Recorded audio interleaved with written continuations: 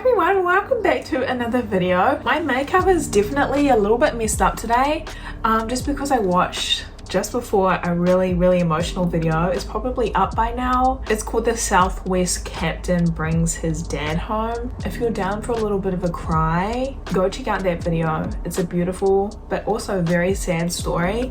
I'll link it up here for you, but that's why I look this way. I'm a blubbering mess in that video, you guys, please be warned. So in today's video, we are checking out the mistake that haunts this guard of the Tomb of the Unknown Soldier. I think a few people have asked me to watch this, so we're gonna check it out today.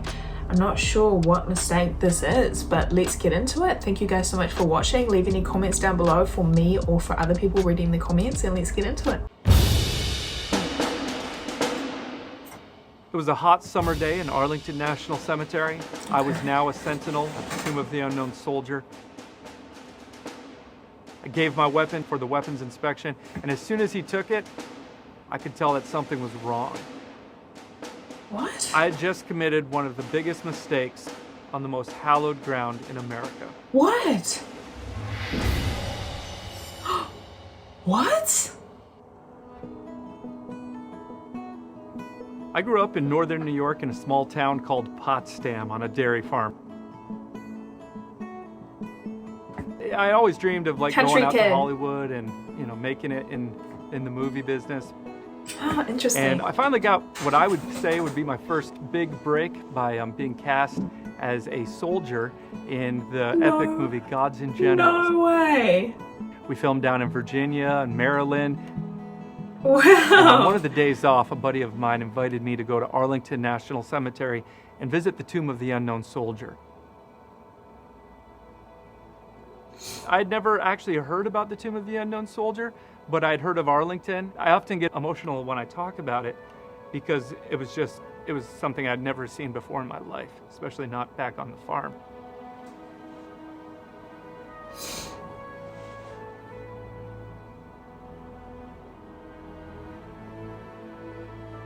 It's definitely very special. Very special.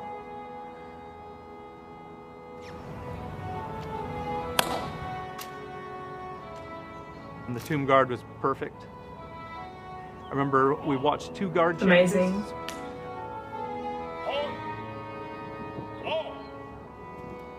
I was overcome by emotion.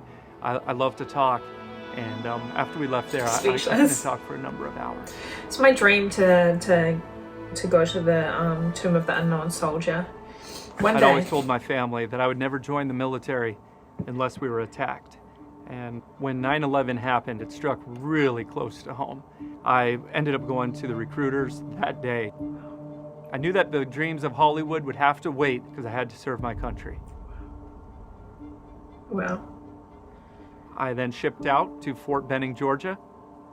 I barely had my uniforms issued to me, and a sergeant walked in, and he was recruiting from all the infantry guys there to go to Arlington. This is what I had asked my recruiter for, was to go to Arlington, and to not accept this offer.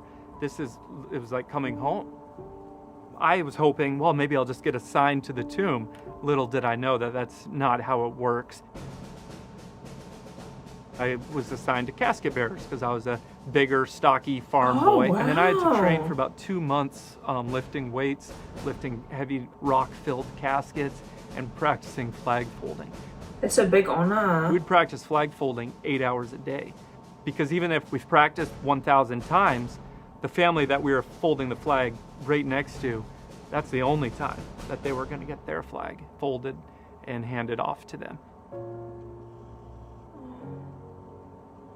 So while we're holding the flag, you've got the rifle team, caisson platoon, and then the marching element.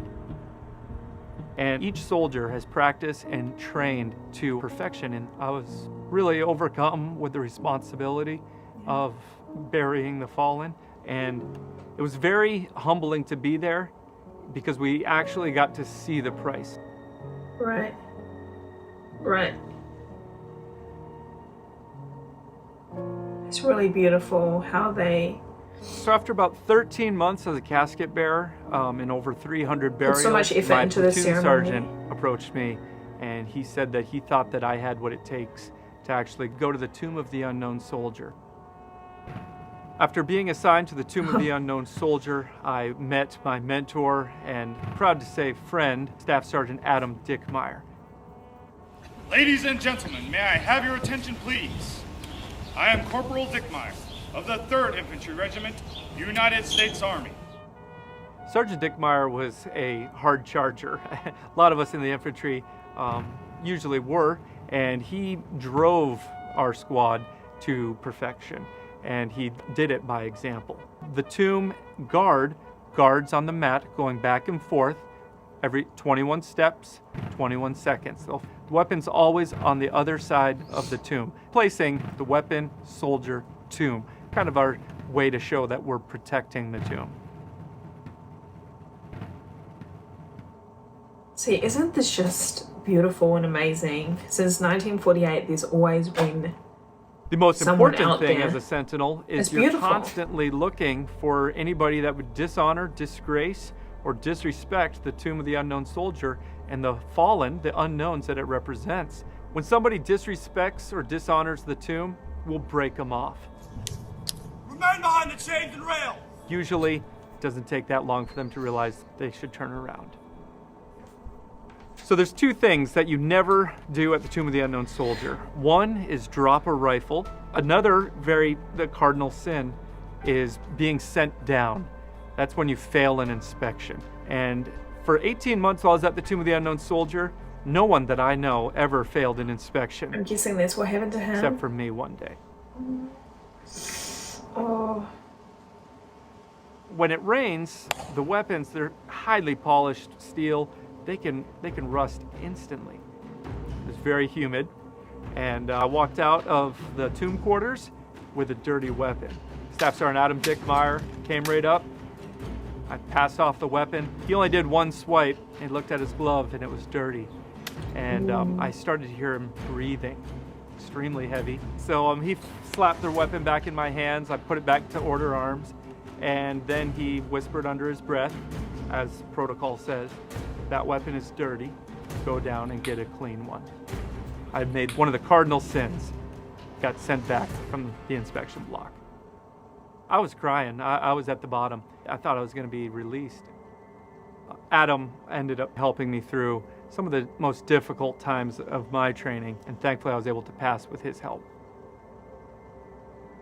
In 2006, my enlistment was coming up, and I knew that it was time for me to pursue my childhood dreams of moving out to Hollywood and starting to work in the movie industry. That just So I goes to moved show out the here and ended up going standards, to right? school for Standards filming, so high. and Staff Sergeant Adam Dickmeyer, he would go on to lead a platoon in combat in Afghanistan.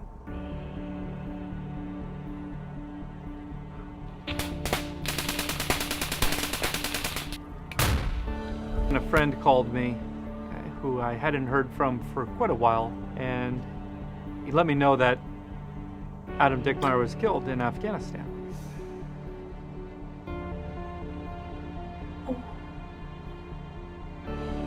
There's going to be like a reunion, all 26 descending years back into old. Arlington National Cemetery, but it wasn't a happy reunion.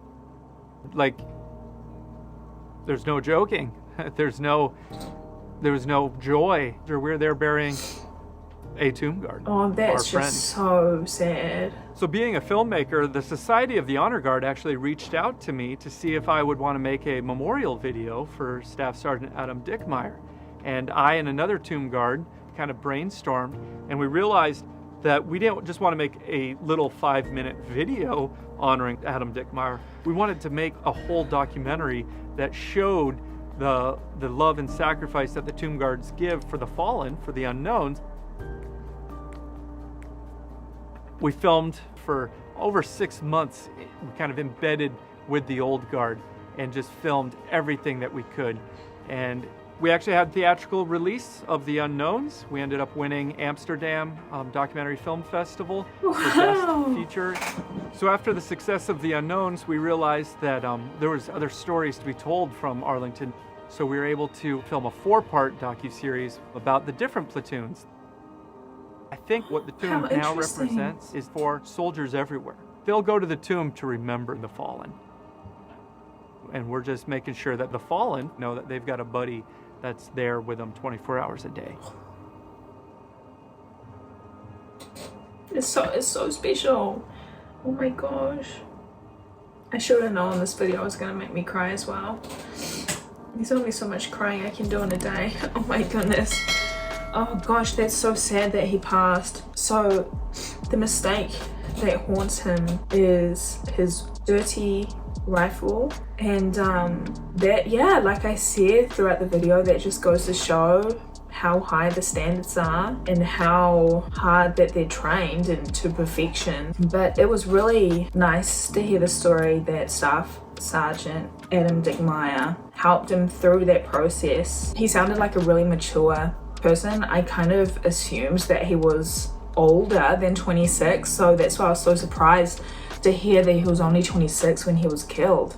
So incredibly young. But yeah, it's definitely my dream to go to the tomb of the unknown soldier, to pay my respect. It represents such a huge pain that so many people carry, so I would definitely want to go pay my respects there. It's really beautiful how much effort the military puts into ceremonies and the monuments. It's really special. It's just really, really special, the amount of respect that goes into it, because they deserve it. You know, these people died for their country, and some of them have never been found. So this actually really does relate to the video that I just watched. I'll link it down below if you guys are interested. I really do recommend it.